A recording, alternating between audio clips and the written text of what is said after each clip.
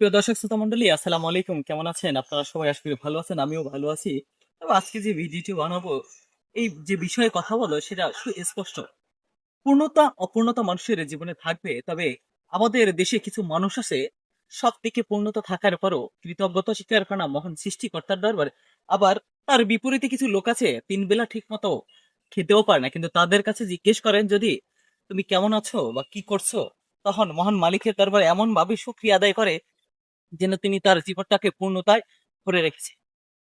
হ্যাঁ প্রিয় দর্শক মন্ডলী, আবার অনেকেই আছেন এই পূর্ণতা থাকার পরেও একজন লোককে আপনি জিজ্ঞেস করবেন, তিনি অতি দুঃখের সহিত বলবে যে ভাই আমার জীবনে এই এই সমস্যা আছে, অপূর্ণতাকে স্বীকার করে দেবে।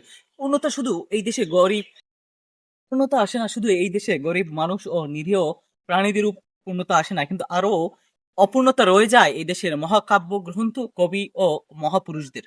প্রিয় দর্শক মন্ডলী, আজকে এ পর্যন্তই। ভালো থাকবেন, সুস্থ থাকবেন। আল্লাহ হাফেজ।